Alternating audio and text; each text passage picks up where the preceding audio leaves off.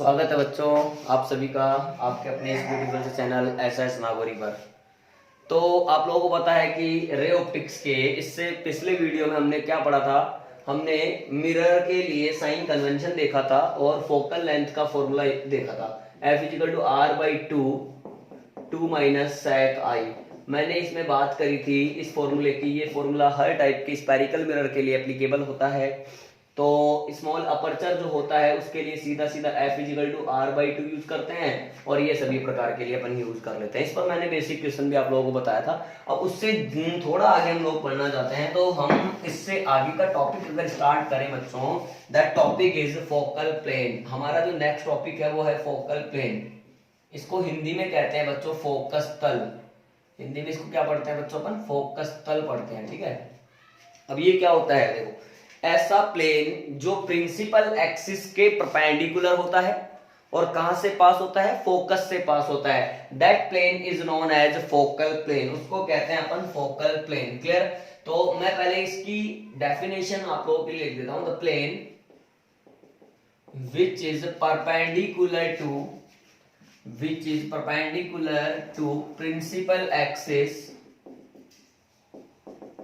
principal axis and passes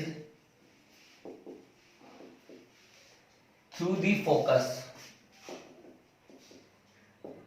is known as focal plane। यानी जो principal axis के perpendicular हो और फोकस से पास होता हो क्या कहलाता है? फोकल प्लेन कहलाता है। तुमने कहा सर बना के बताओ, मैंने कहा पार्ट वाइज करते हैं।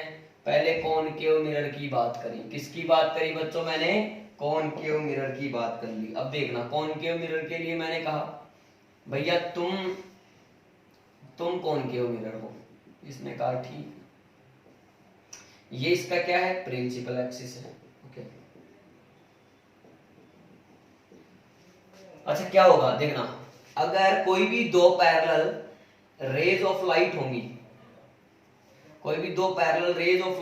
Then after reflection by concave mirror they meet at a common point. यानी समझना मेरी बात को, जैसे ही ये दो पैरेलल लाइट रे आएंगी तो रिफ्लेक्शन होने के बाद ये एक कॉमन पॉइंट पर जाकर के मिलती हैं and this common point always lie in focal plane. These common point या this common point always lie in focal plane because focus यही होगा। क्योंकि मैं आपको एक सिंपल सी बात बताऊं बच्चों कॉनकेव मिरर के लिए, तो ध्यान से देखो, क्या आप ऐसे नहीं करते? ये दोनों पैरेलल राइट रेज हैं, आफ्टर रिफ्लेक्शन ऐसे आएगी, ये ऐसे आएगी, एक कॉमन पॉइंट पे आकर के मिल गई।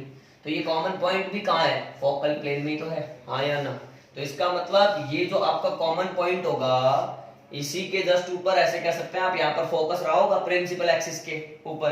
तो ये जो कॉमन पॉइंट होगा ये हमेशा किस में लाई करेगा? इस फोकल प्लेन में ही लाई करेगा। ये आपका फोकल प्लेन हो गया। क्या मेरी बात क्लियर है? इसी तरीके से बच्चों आपने कहा कि सर हमें फॉर कॉन्वेक्स मिरर का केस भी समझाओ। कॉन्वेक्स मिरर, उत्तल दर्पण। मैंने कहा ठीक है बच्चों, समझना, ये पोल है, वापस से अब वही पैरेलल लाइट रे लेकर के आपको आनी है बच्चों। तो देखो मैंने क्या करा, एक लाइट रे इस तरह से पोल पर इंसिडेंट करी, ठीक है। तो ये आफ्टर रिफ्लेक्शन ऐसे होगी, ठीक। अच्छा तो ध्यान से देखो, अच्छा ये तो ऐसे निकल गई और यहाँ पर एक लाइट रे और ले ली मैंने, और ये आफ्टर रिफ्लेक्शन कैसे निकलेंगे बच्चों? ये ऐसे निकलेगी। आप अच्छा बनाएंगे, ये ऐसे निकल गई, ठीक है। अच्छा ध्यान से देखना, अब मैंने क्या करा, इन रिफ्लेक्टेड रेज को पीछे की तरफ बढ़ाया बच्चों। तो एक टाइम आएगा, यानी एक पॉइंट ऐसा मिलेगा जो कॉमन होगा इन दोनों के लिए। आप अच्छा बनाएंगे तो आपको पता चलेगा। देखना यहाँ पर ये पॉइंट है, इस कॉमन पॉइंट से लगेगा, ये दोनों डाइवर्ज हो रही हैं यानी ये फैल रही हैं। अच्छा, दिस कॉमन पॉइंट ऑल्सो लाई इन, बोलो, फोकल प्लेन। इस फोकल प्लेन में ही ये लाई करेगा, हाँ या ना? क्या मेरी बात आप लोगों को क्लियर है बच्चों? अच्छा, जरूरी नहीं है कि ये पैरेलली निकल जाए, अपन ने पैरेलल निकाला इसलिए ये थोड़ा सा डायग्राम जो है आपको ऐसा अजीब लग रहा है। देखो अगर आप इसको पैरेलल नहीं बनाएंगे तो आपको बिल्कुल एग्जैक्ट लोकेशन पता चलेगी कि कैसे क्या हो रहा है। जैसे मैंने कहा ये पहली लाइट रे यहाँ आई, आफ्टर रिफ्लेक्शन ऐसे निकल गई, ये दूसरी लाइट रे यहाँ आई, इसको मैंने थोड़ा सा पसार दिया इस तरह से। अब ध्यान से देखो, अब क्या लग रहा है, अब कट जाएगा आराम से सर, आराम से कटेगा। अब तो कट गया, ये आपका पोल था, यहाँ कहीं पर फोकस है, हाँ या ना, दिख रहा है कॉमन पॉइंट? अच्छा, ये पॉइंट आप लिख सकते हैं, अब एक लाइन लिख सकते हैं, these common points always lie in focal plane, हाँ या ना? क्या मेरी बात आप लोगों को क्लियर है? फटाफट पॉज करके नोट करें। तो आया बच्चों समझ में? अब अपन क्या करते हैं, नेक्स्ट टॉपिक देखते हैं, मिरर फॉर्मूला। एक इंपॉर्टेंट टॉपिक है बच्चों मिरर फॉर्मूला, जो कि बोर्ड एग्जाम के पॉइंट ऑफ व्यू से भी इंपॉर्टेंट है, और हमारे अगर जेई मेंस और नीट के हिसाब से देखें तो उसमें जो फॉर्मूला हम पढ़ेंगे 1/v + 1/u = 1/f, वो फॉर्मूला जो है उस पर बेस्ड हम क्वेश्चन कर सकते हैं। क्लियर है? लेकिन मैं आपको पहले पूरा डेरिवेशन समझाऊंगा बच्चों, तो आप पहले पूरे डेरिवेशन समझना। पहले मैंने हेडिंग लगाया मिरर फॉर्मूला। मिरर फॉर्मूला एक तरीके से आप लोगों को ये पता है कि ये रिलेशन क्या आने वाला है, आप लोगों को पता है कि सर ये रिलेशन आने वाला है 1/v + 1/u = 1/f आने वाला है, वेयर v इज, बोलो, distance of image from pole, यानी पोल से इमेज की डिस्टेंस है। u क्या होती है? पोल से ऑब्जेक्ट की। v तो हो गई ध्रुव से प्रतिबिंब की दूरी, ये हो गई ध्रुव से वस्तु की दूरी, पोल से ऑब्जेक्ट की, ये हो गई फोकल लेंथ, फोकस दूरी। क्लियर है? हमें ये प्रूव करना है, तो अपन इसके जस्ट सामने ये लिख सकते हैं कि भाई मिरर फॉर्मूला यही है। ठीक है, डेरिवेशन अगर हम लोग करें तो मैं यहाँ पॉइंट डाल देता हूं बच्चों, डेरिवेशन है ना, पहला पार्ट। अच्छा, मैं पहले बोर्ड के तरीके से आप लोगों को बता रहा हूं, ये बोर्ड का तरीका है। पहले आप अगर बोर्ड के एग्जाम में पूछा जाता है कि इस फॉर्मूले को डेराइव करिए, तो आपको इसी तरीके से डेराइव करना है, जैसे मैं आपको बता रहा हूँ। तुमने कहा सर इसमें भी अलग अलग मिरर के हिसाब से बताओ, मैंने कहा ठीक है बच्चों, पहले कॉनकेव मिरर को समझाया मैंने आप लोगों को, तो देखना मैंने क्या करा, डायग्राम ड्रॉ करने की कोशिश करी। ठीक है, अब मैंने जो डायग्राम ड्रॉ करा बच्चों, समझना, मैंने कहा कि यहाँ पर एक ऑब्जेक्ट है जिसका नाम है ए बी। ठीक है, यहां ए से एक लाइट रे चलती है which is parallel to the principal axis, क्योंकि ये अपना प्रिंसिपल एक्सिस है, इसको हम बोल रहे हैं बच्चों प्रिंसिपल एक्सिस। अब हम लोगों को पता है कि after reflection it passes through the focus, तो ये फोकस से पास होगा।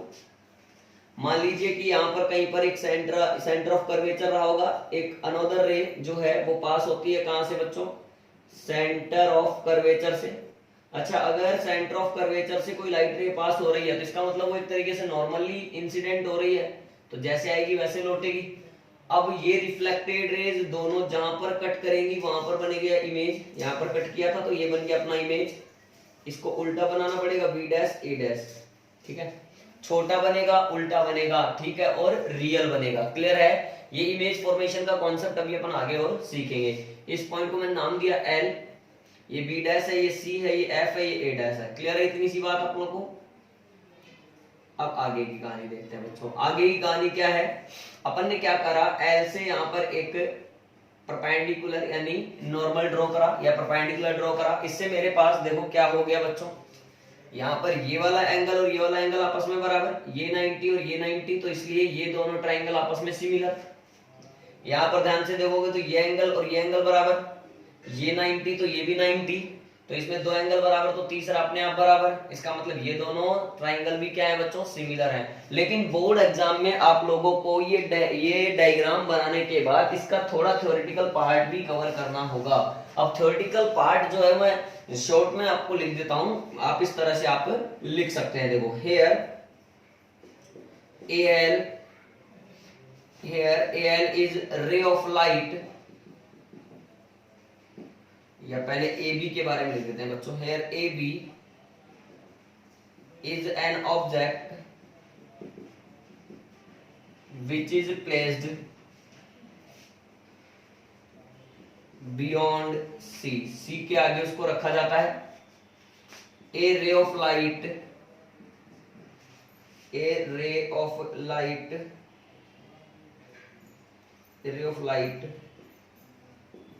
AL parallel to principal axis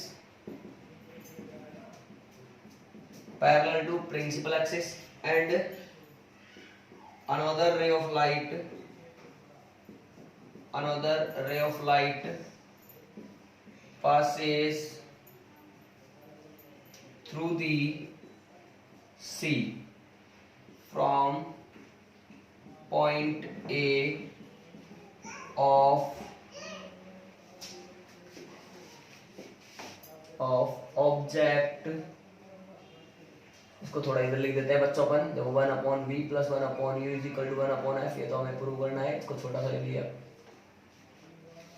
point A of object A B. क्या मेरी बात आप लोगों को क्लियर है?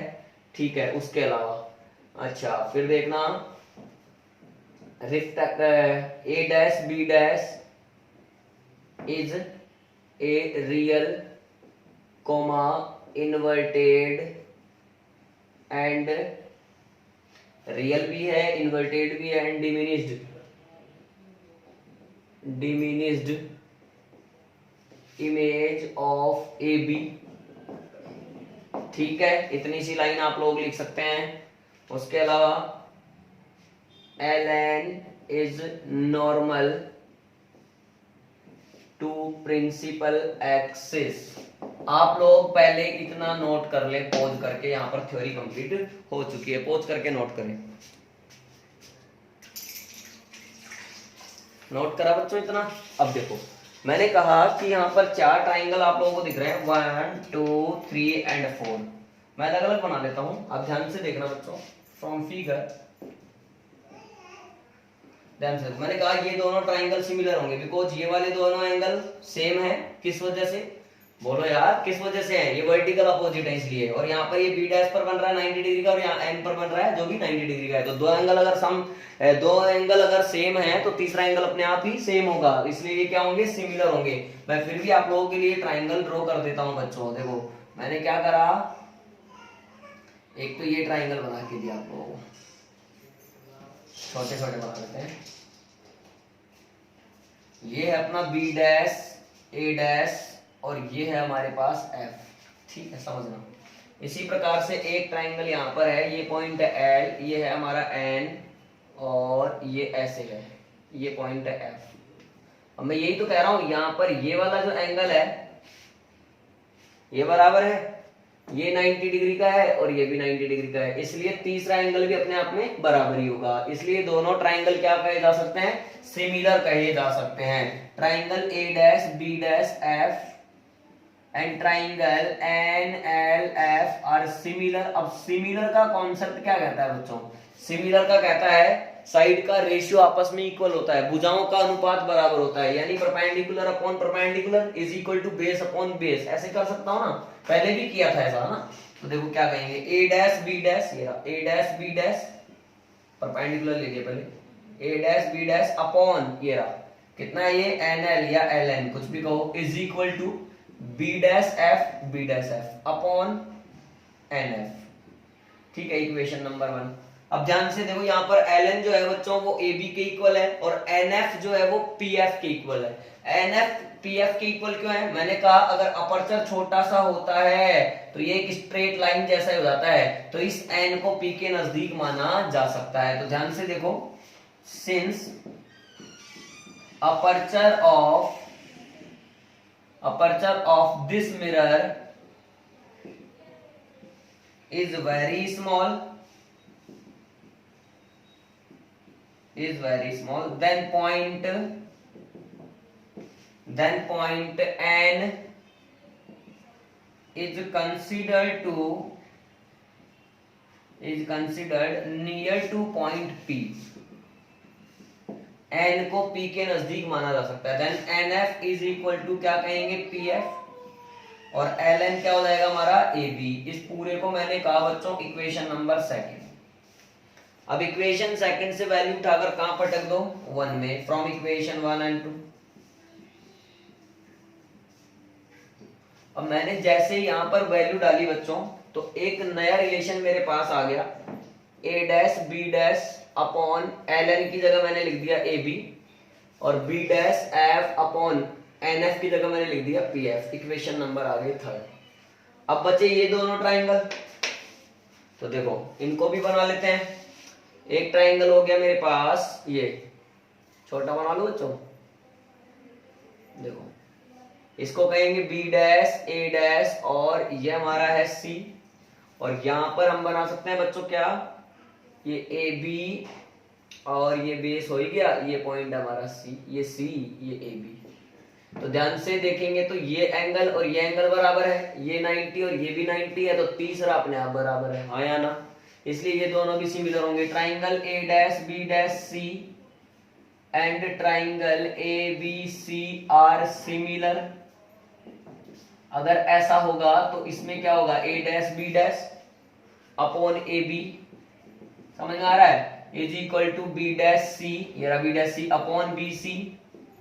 Equation number third. Oh my god, equation 3 और इक्वेशन 4 को ध्यान से देखो, इन दोनों का एलएचएस आपस में बराबर है, तो आरएचएस भी क्या होगा, बराबर होगा। From equation third and fourth, मैं अभी प्योरली आपको बोर्ड का ही तरीका बता रहा हूं, थर्ड एंड फोर्थ क्लियर है। क्या आने वाला है बच्चों, बोलो B dash F upon P F is equal to B dash C upon B C. अब देखो बी डैश एफ, देखो बी डैश एफ कोई डिस्टेंस नहीं है, तो इसको कैसे लिखो आप, P B dash minus P एफ, यानी पी बी डैश में से अगर पी एफ कम कर दें तो बी डैश एफ बचेगा। देखना P B dash minus P F upon P F, तो डिस्टेंस है ही पोल से फोकल, वो है फोकस की distance, focal length. B dash C कोई डिस्टेंस नहीं है, क्या लिखो P C minus P B dash, तो पी सी माइनस का P B dash upon B C भी कोई डिस्टेंस नहीं है, तो क्या लिखो इसको P C, sorry P B minus P सी, ये हो जाएगा आपका बी सी। क्लियर। अब आप इसमें क्या करो, साइन कन्वेंशन यूज करते हुए सारी चीजें लिखते चलो। पी बी डैश पोल से बी डैश, इमेज की डिस्टेंस को v से डिनोट करते हैं, लेकिन सारी डिस्टेंसेज पोल से मेजर की जाती हैं। अब अपन पोल से चलेंगे तो इंसिडेंट रे के कहां चल रहे हैं, अपोजिट डायरेक्शन में, तो v लिखेंगे, बट कैसा लिखेंगे, माइनस का v लिखेंगे। पी एफ पोल से फोकस अपोजिट चल रहे हैं, f माइनस माइनस हो गया प्लस f, नीचे आएगा minus f is equal to P C radius of curvature यानी r को लिख सकता हूं 2f, तो माइनस का 2f, pb डैश माइनस का v, लेकिन यहाँ पहले से माइनस है तो माइनस माइनस प्लस का v अपॉन pb पोल से ऑब्जेक्ट की डिस्टेंस u, लेकिन माइनस का u, फिर pc माइनस का 2f, लेकिन माइनस माइनस प्लस का 2f। अब क्या करो, इसको क्रॉस मल्टीप्लाई कर लो बच्चों। अब क्रॉस मल्टीप्लाई करोगे, पहले इसको लिख लो माइनस माइनस, यानी ये हो गया प्लस का uv, माइनस को इससे कर लो minus uf is equal to, इसको कर लो, इसको कर लो, तो ये हो जाएगा आपके पास माइनस 2vf। चलो एक काम करो, पहले आप लोग इतना नोट करो, या फिर मैं आगे बढ़ जाता हूं बच्चों। अब मैं क्या कर रहा हूं, इधर से इसको मिटा रहा हूं और उस लाइन को यानी उस डेरिवेशन को आगे की तरफ बढ़ा रहा हूं। ध्यान से देखो, दोनों को क्रॉस मल्टीप्लाई करा तो क्या आ रहा है uv, और माइनस u को f से करा तो माइनस का uf। अब इस 2f को करो इन दोनों से, तो माइनस का 2vf प्लस का 2f स्क्वायर, माइनस का 2vf प्लस का 2f square is equal to, अब इधर का करो, माइनस को f को माइनस के 2f से करो तो प्लस का 2f स्क्वायर ही आएगा, माइनस के f को प्लस के v से करो तो माइनस का vf आएगा। 2f स्क्वायर से 2f square cancel, uv minus uf, ये 2vf इधर जाएगा तो 2vf माइनस vf, तो uv minus uf is equal to only कितना बचा, vf। ठीक है, इक्वेशन नंबर आ गया फिफ्थ। अब इस इक्वेशन में क्या करो, दोनों ही साइड में आप uvf से डिवाइड कर दो, तो डिवाइडिंग बाय uvf आपके पास रिजल्ट आ जाएगा बच्चों। तो uv upon uvf minus uf upon uvf is equal to vf upon uvf। अब देखो uv से uv यहाँ कैंसिल, uf से यहाँ uf कैंसिल, vf से यहाँ पर vf कैंसिल, तो आएगा 1 upon f minus 1 upon v is equal to 1 upon u। तो अगर इसको मैं उधर ले जाऊं तो हो जाएगा 1 upon v plus 1 upon u is equal to 1 upon f। क्या मेरी बात क्लियर है? यही हम लोग को प्रूव करना था, यही है मिरर फॉर्मूला, हाँ या ना। आप चाहें तो यहाँ पर v, u और f के बारे में लिख सकते हैं, where v is equal to distance of image from pole या मिरर, कुछ भी लिखें। अच्छा v क्या है, distance of object from pole. f क्या है, फोकल लेंथ। ओके बच्चों, फटाफट छापिए। आया समझ में? अब तुमने कहा कि सर यही फॉर्मूला अगर बोर्ड एग्जाम में हमसे कॉन्वेक्स मिरर के लिए पूछ लिया जाए तो फिर किस तरीके से करना होगा। सेम तरीका है बच्चों, थ्योरी आप बिल्कुल सेम रख लें और जो डेरिवेशन है वो मैं आपको करके बता देता हूँ, ठीक है, समझना। तो डेरिवेशन मैं आप लोगों को करके बता रहा हूँ किस तरह से डेरिवेशन होगा।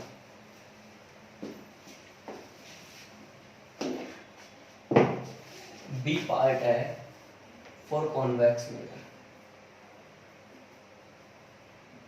फॉर कॉन्वेक्स मिरर, बहुत बढ़िया। ठीक, ये हमारे पास है कॉन्वेक्स मिरर, ठीक है। क्या करो, एक वही पैरेलल ले लो, आफ्टर रिफ्लेक्शन ऐसे निकल गई। यहाँ पे ऑब्जेक्ट रखा होगा, ऑब्जेक्ट से लाइट रे आनी थी ए बी। देखो अब मुझे नहीं लगता प्रॉब्लम होनी चाहिए, एक सीधा पोल पर मारो, सीधा पोल पे मारो, मार दिए, यहां से निकलेगी, ऐसे निकल जाएगी। अच्छा इसको पीछे की तरफ बढ़ाओ, आफ्टर रिफ्लेक्शन ये कहां से पास हो रही है बच्चों, फोकस से, और ये कहीं जाकर के इससे पीछे की तरफ बढ़ाओगे तो ये कहीं पर जाकर के काटेगी इसको, ठीक है, इस तरीके से। ये जहां पर कटेगी वहां पर बनेगी इमेज, ये हो गया ए डैश बी डैश। अब सीधा बन रहा है और वर्चुअल बन रहा है, इससे हमेशा वर्चुअल ही बनता है इमेज, ठीक है ना। इससे यानी कॉन्वेक्स मिरर से हमेशा जो इमेज बनती है वो वर्चुअल बनती है, जबकि कॉनकेव से वर्चुअल भी बनती है और रियल भी बनती है, ये ध्यान रखना बच्चों। तो ए डैश बी डैश हो गया इसका इमेज। थोड़ा सा थ्योरी में आप लोग चेंज कर लेंगे जब नोट्स बनाएंगे तब। ए बी ऑब्जेक्ट है, सारी चीजें, ये एल है और यहाँ पर परपेंडिकुलर ड्रॉ कर लो, ये एन है, वही एल एन हो गया, ठीक है ना। मेरी बात समझना, ए डैश बी डैश के बारे में चेंज करना। A dash B dash is a virtual object, छोटा है, वर्चुअल है और सीधा है, क्लियर, ये लिखना है, ये पोल है। बाकी सारा गेम वही है जो पहले हम लोगों ने लिखा था। वापस से ट्राइंगल देखो आप, वही है A dash B dash F and triangle L N F. अरे सही है ना यार, तो देखो triangle A dash B dash F and triangle L N F are similar. जैसे इन दोनों को सिमिलर करोगे तो ए डैश बी डैश आप अच्छा बनाएंगे बच्चों, आपको ट्राइंगल भी ड्रॉ कर लेना। मैं चलो लिख के बता देता हूँ, तुम लोग नहीं लिखोगे मुझे पता है, थ्योरी तो लिख ही लोगे फ्रॉम फिगर। तो ध्यान से देखोगे तो देखो एल एन और एफ, ठीक है, ए डैश बी डैश और एफ सिमिलर होंगे तो triangle A dash B dash F and triangle L and F are similar.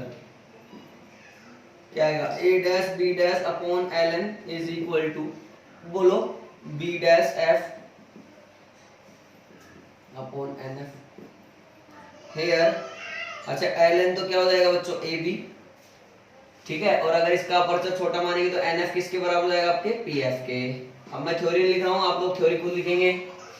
तो फ्रॉम इक्वेशन 1 एंड 2 वापस से वैल्यू उठा के वहां पर रख दो, कोई खास बात नहीं है। फ्रॉम इक्वेशन 1 एंड 2 आपके पास आ जाएगा A dash B dash upon L N की जगह आ जाएगा बच्चों A B is equal to V dash F upon N F की जगह आ जाएगा पी एफ। थ्योरी खुद लिखेंगे क्योंकि मैंने कॉनकेव में कंप्लीट कर दिया है, ठीक है। इक्वेशन नंबर इसको कहेंगे थर्ड। अब वापस से कौन से ट्राइंगल उठा लो बच्चों, ध्यान से देखो कौन से उठाओगे अब, ए डैश बी डैश पी, ए डैश बी डैश पी दिख रहा है, और एक उठा लो आप ए बी पी, ठीक है, ए बी पी।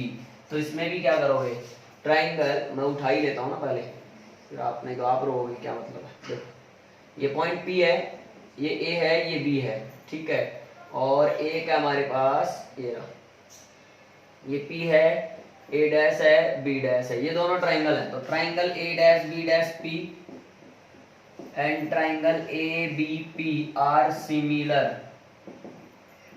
ठीक है, तो उठाओ अब करो a dash b dash upon ab is equal to, देखो ये LHS सेम रहेंगे हमेशा, तो ये आएगा b dash p upon bp। अब LHS सेम तो RHS अपने आप same, from equation third and fourth, from equation third and fourth दोनों बराबर करो, b dash f upon pf is equal to b dash p upon bp। अब देखते रहो b डैश f कहाँ है, b डैश f ये रहा b डैश f, कैसे लिखोगे b डैश f को, अब आप बताओ, pf माइनस pb डैश कर लें तो pf माइनस pb डैश, तो आ जाएगा b डैश f। इस तरह से pf को pf रहने दो, b डैश p कहाँ है, b डैश p सही है, b डैश p तो, और bp भी सही है, ठीक है। आ जाओ साइन कन्वेंशन यूज करते चलो, इंसिडेंट रे की डायरेक्शन में तो f पॉजिटिव, pb डैश सही है, इमेज की डिस्टेंस है लेकिन पॉजिटिव लेना है तो माइनस का b upon pf f is equal to b dash p यानी इमेज है तो v upon bp u, bp minus का u लेना पड़ेगा बच्चों, अपोजिट में चल रहे हैं, ठीक है। आगे बढ़ो, अब क्रॉस मल्टीप्लाई करो पहले इसको, माइनस uf प्लस का uv is equal to vf dividing by uvf कर लो सीधा, ये बात डिवाइडिंग बाय uvf आ जाना चाहिए relation, dividing by uvf both side of equation फिर, minus uf upon uvf plus uv upon uvf is equal to vf upon uvf, uf से uf आपका कैंसिल, uv से आपका uv कैंसिल, vf से आपका vf कैंसिल, माइनस का 1 upon v plus का 1 upon f is equal to 1 upon u। ध्यान से देखो, माइनस का 1 अपॉन v अगर उस साइड चला जाएगा तो प्लस का हो जाएगा, नहीं हो जाएगा बच्चों, तो जाएगा आपके पास, this implies 1 upon v plus 1 upon u is equal to 1 upon f। यही आपका बोलो मिरर फॉर्मूला, फटाफट पोज करके आप नोट करें। तो ठीक है बच्चों, ये था बोर्ड का मेथड, ठीक है। अब मैं आपको एक नेक्स्ट मेथड और बताता हूँ, अगला मेथड, ठीक है। पर अगर बोर्ड एग्जाम में आना है तो आपको ये नहीं करना है, ये तो बोर्ड के लिए है, ठीक है, ये तो बोर्ड का ही है, बार बार बोल रहा हूँ, है ना। लेकिन अब एक दूसरे मेथड से भी हम इसको कैलकुलेट कर सकते हैं, इसको डेराइव कर सकते हैं। मैं आपको सेकंड मेथड इसका बताता हूँ, समझ लो सेकंड मेथड इसका क्या है।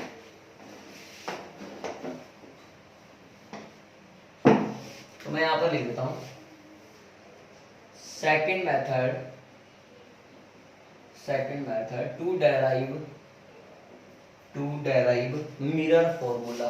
मिरर फॉर्मूला डेराइव करने के लिए सेकंड मेथड क्या है। तुमने कहा सर क्या दोनों मिरर का बताओगे, बिल्कुल बच्चों बताएंगे दोनों का ही। देखिए ए फॉर कॉनकेव मिरर, पहले कॉनकेव मिरर का ही हम देखते हैं, आ जाइए अवतरण। लेकिन ये बोर्ड में नहीं है, ये बोर्ड के सिलेबस में नहीं है, ठीक है। बोर्ड में अगर आता है तो आपको उस तरीके से करना है। मैं तो आपको एक नया तरीका और सिखा रहा हूँ। देखिए आप मान लीजिए ये आपके पास कॉनकेव मिरर है बच्चों, समझना मेरी बात को। यहाँ पर आपका एक ऑब्जेक्ट रखा हुआ है, ठीक है। मैंने आपकी बार लाइट रे ऐसे गई, ठीक, और यहाँ पर कहीं पर है सेंटर ऑफ कर्वेचर, समझना मेरी बात को। यहाँ पर है बच्चों कहीं पर सेंटर ऑफ कर्वेचर, इतनी बात समझ में आ गई। अब ये रिफ्लेक्ट होकर के कहाँ आएगी, ऐसे आएगी, और एक लाइट रे इसी ऑब्जेक्ट से ऐसे मान लेते हैं, अगर ये ऐसे जाएगी सेंटर ऑफ कर्वेचर से पास होगी तो एक तरह से ये नॉर्मल का काम करेगी कि नहीं करेगी, तो एक तरीके से नॉर्मल हो गया। और कभी भी अगर मिरर पर नॉर्मली लाइट इंसिडेंट होगी तो उसी पाथ को वापस फॉलो करेगी, यानी ऐसे लौट जाएगी। तो रिफ्लेक्टेड रेज दो हो चुकी हैं, एक ये है और एक ये है, दोनों जहां कट कर जाएंगी वहां बन जाएगा इमेज, हाँ या ना। तुमने कहा कि सर यहाँ का इंसिडेंस एंगल और रिफ्लेक्शन एंगल बताने के लिए हमने एक नॉर्मल और ड्रॉ कर लिया, इसको कह दिया आई एंगल, तो ये भी एंगल क्या है, आई है, हाँ या ना। इतनी मेरी बात समझ में आपको आ गई होगी। अब और क्या करना है बच्चों, इस पॉइंट को कह दिया मैंने एम, यहां से एक परपेंडिकुलर यानी एक नॉर्मल ड्रॉ करा जिसको कह दिया पी डैश, बिकॉज यहाँ पर ये पी है। कुछ एंगल हमें अज्यूम करने पड़ेंगे। मान लो जहां ऑब्जेक्ट वाला पॉइंट है उसको बोला अल्फा, जहां इमेज वाला पॉइंट है उसको बोला बीटा, और जहां सेंटर ऑफ कर्वेचर है उसको बोला गामा। क्या मेरी बात आप लोगों को क्लियर है, इतनी सी बात आपको समझ में आती है। तो देखो mirror of mirror of small aperture, हमारे सिलेबस में जो मिरर है वो कैसे हैं, स्मॉल अपर्चर के हैं। F is equal to R/2 लेते ही लेते हैं अपन, ये आप लोगों को पता है। और P dash is near to P होना चाहिए, हाँ या ना। P डैश को P के पास माना जा सकता है फॉर स्मॉल अपर्चर मिरर के लिए। क्लियर, इतनी सी बात आपको समझ में आ जानी चाहिए। अब इसके अलावा आप देखो बच्चों, फ्रॉम फिगर हमने जो अल्फा बीटा और जो मामा यानी गामा माने उन सबकी वैल्यू निकाल सकते हैं। तो सबसे पहले मैंने tan अल्फा की बात करी, tan alpha is equal to, मैं सारे लिखूंगा तो इधर से लिख लेता हूं बच्चों, tan अल्फा। तो ध्यान से देखना tan अल्फा क्या आएगा, इस ट्राइंगल OMP डैश में आ जाएगा MP dash upon OP dash. इस हाइट को मैंने h माना तो याद आएगा h अपॉन यहां से इधर की डिस्टेंस, इसको बच्चों क्या लिखेंगे बोलो। अब सारे डिस्टेंसेस पोल से मेजर होती है ना, तो P डैश O लिखना पड़ता है वैसे भी, ये तो प्रिंसिपल एक्सिस के ऊपर है तो प्लस का h लिख दिया। ये इस तरफ आ रहा है इंसिडेंट रे के अपोजिट डायरेक्शन में, तो माइनस का लिखना पड़ेगा इसको आपको, माइनस का u, चाहे P डैश से बोलो चाहे P से बोलो, बात एक ही है। tan बीटा लिखो बच्चों, tan बीटा आएगा आपका h अपॉन दिस, यानी h अपॉन माइनस का v। क्लियर, उसके अलावा tan मामा कितना आ गया हमारे पास सर, h अपॉन, बोलो बच्चों, h अपॉन माइनस का r। इतनी सी मेरी बात आप लोगों को क्लियर हो गई बच्चों। tan अल्फा, tan बीटा और tan गामा हम लोगों ने कैलकुलेट कर लिया। अब आगे हम लोग बढ़ना चाहते हैं, तो देखना इन ट्राइंगल, देखो इन ट्राइंगल सबसे पहले OMC, ये रहा इन ट्राइंगल OMC, ध्यान से देखो, इसमें क्या है, alpha and I R interior angle and gamma is exterior angle. तो एक्सटीरियर एंगल जो होता है वो इंटीरियर एंगल के सम के इक्वल होता है, मैंने पहले भी बताया था आप लोगों को। तो यहां से अपन कह सकते हैं ये गामा बराबर, या कुछ भी लिख लो बच्चों, alpha plus I is equal to gamma, equation number first, इस तरीके से लिख दिया मैंने। अब आगे देखो इन ट्राइंगल, इस वाले में CMI, इन ट्राइंगल CMI, तो गामा और आई जो है वो इंटीरियर है, बीटा एक्सटीरियर है, तो gamma plus I is equal to beta, equation number second. अब इन दोनों इक्वेशन से आप क्या करो, इस आई को एलिमिनेट कर दो ताकि हम अल्फा बीटा गामा की बात कर सकें। तो फ्रॉम इक्वेशन 1 एंड 2 कैसे होगा एलिमेंट सर, सब्ट्रैक्ट कर दो यानी घटा दो इसको इसमें से, तो alpha minus gamma is equal to gamma minus beta, सही है। अब इस मामा को उधर ले जाओ तो मामा माइनस का था, मामा मतलब गामा, तो ये प्लस का हो जाएगा, तो यानी हो जाएगा alpha plus beta is equal to 2 gamma, या this implies 2 gamma is equal to alpha plus beta, ऐसे भी लिखा जा सकता है। इक्वेशन नंबर हमारे पास आ गया बच्चों थर्ड, आया समझ में। अब उसके अलावा तुम ध्यान से देखो, तुमने कहा कि सर इस मिरर का अपर्चर बहुत छोटा है, और जब भी अपर्चर छोटा होगा तो एंगल छोटे बनेंगे, since aperture of this mirror is very small then alpha, beta and gamma will also be very small. Hence, और जब एंगल बहुत छोटे होते हैं बच्चों तो साइन थीटा थीटा होता है, हम लोगों को पता होना चाहिए, कोस थीटा 1 होता है और टेन थीटा भी थीटा ही होता है। तो यहाँ पर ये रिलेशन काम आ सकते हैं, जब अपर्चर छोटा है अल्फा बीटा गामा भी छोटे होंगे, तो अपन यहाँ पर टेन अल्फा को अल्फा लिख सकते हैं, टेन बीटा को बीटा लिख सकते हैं, इसी प्रकार अपन टेन गामा को बच्चों टेन गामा को गामा लिख सकते हैं। अब मैं वापस से बात करूं फ्रॉम इक्वेशन थर्ड, तो थर्ड में जो गामा है उसको मैं टेन गामा मान सकता हूं, तो टेन गामा अगर इसको मानोगे आप तो टेन गामा की वैल्यू कितनी दे रखी है बच्चों, h अपॉन माइनस का r, अपन ने फाइंड करी थी अभी, h अपॉन माइनस का r is equal to alpha, alpha की वैल्यू यानी टेन अल्फा लिख लो सीधा, h अपॉन माइनस का u, फिर प्लस h अपॉन माइनस का v, समझना आप मेरी बात को, ठीक है।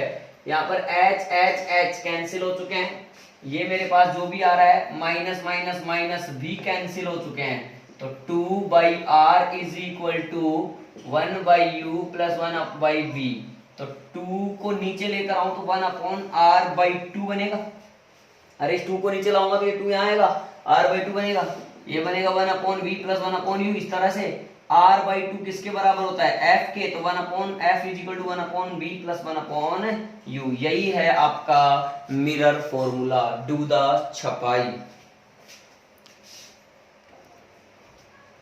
नोट करा बच्चों। अब देखो, अब तुमने कहा कि सर यही मेथड जो है आप कॉन्वेक्स मिरर में भी अप्लाई करके दिखाओ। मैंने कहा ठीक है बच्चों, ये लो convex mirror, point number B हो गया। समझना क्या डायग्राम में थोड़ा सा चेंज, बिल्कुल थोड़ा सा चेंज कर लेते हैं, थोड़ा सा चेंज। आप नहीं मिटा पाएंगे, मैं मिटा के बना लेता हूँ। यहाँ पर ऑब्जेक्ट माना, ये लाइट रे गया, इस तरह से इमेज बनाना है। एक ऐसे वाली ले लो, और क्या करोगे, ये लो, ये बन गया इमेज, आया ना, ठीक है ना यार। ये पोल है, इसको एम बोला, यहाँ से परपेंडिकुलर ड्रॉ करके पी डैश बना लिया, ये एच बोल दिया। मैंने कहा था ये वाला एंगल जहाँ ऑब्जेक्ट है वो अल्फा मान लेना, जहाँ इमेज है वहाँ बीटा मान लेना। और एक मैंने कहा था कि एक क्या बनाना बच्चों, नॉर्मल बनाना, और ये रहा, मतलब जो सी से गुजरेगा, ये सी से पास होगा, इसको क्या मान लेना बच्चों, गामा मान लेना। वही for mirror of small aperture f equal to r/2 और p डैश को p के नियर y मान लिया। tan alpha is equal to, बताओ, tan alpha is equal to h upon ये वाली वैल्यू, तो इंसिडेंट रे के अपोजिट डायरेक्शन में चल रहे हैं तो माइनस का u सही है। tan beta is equal to h upon इधर ही चल रहे हैं तो क्या आएगा, प्लस का v, और tan gamma is equal to h upon plus का r लिख डाला। तो इतना चेंज करना पड़ेगा बस, है ना, साइन करना, प्लस का r। अब वापस से ट्राइंगल OMC में देखना, alpha plus gamma is equal to, ये हो गया हमारा i, ये भी हमारा क्या है i, तो अल्फा प्लस गामा, मैं लिख रहा हूँ बच्चों, देखो alpha plus gamma is equal to i, equation number first. वापस से ट्राइंगल देखो, ट्राइंगल CMI में गामा, ये i है तो ये भी i होगा ना, बाहर वाला i है तो ठीक है, वर्टिकल अपोजिट, तो gamma plus i is equal to beta.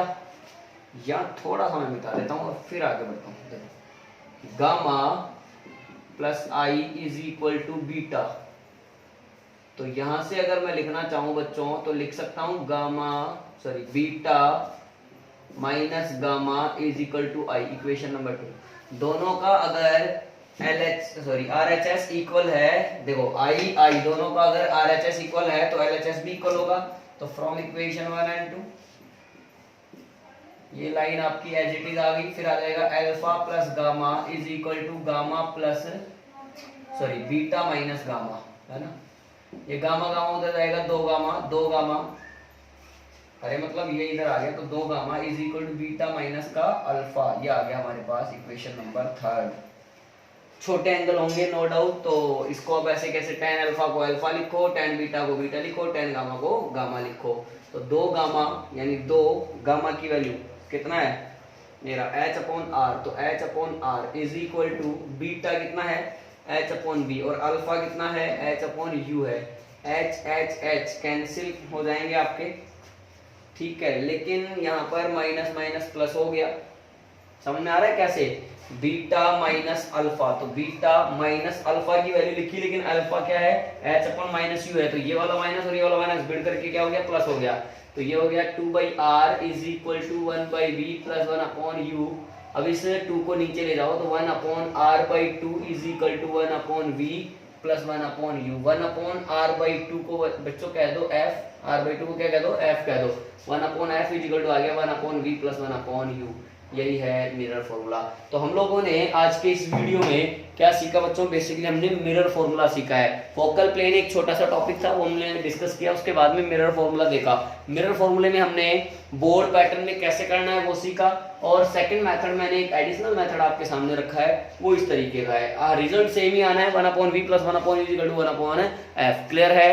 तो अब नेक्स्ट वीडियो में बच्चों हम लोग जो पढ़ेंगे वो मैग्निफिकेशन के बारे में पढ़ेंगे और इमेज फॉर्मेशन के बारे में पढ़ेंगे। और तब तक के लिए आप लोग पढ़ते रहिए। आज के लिए इतना ही काफी है। Thank you.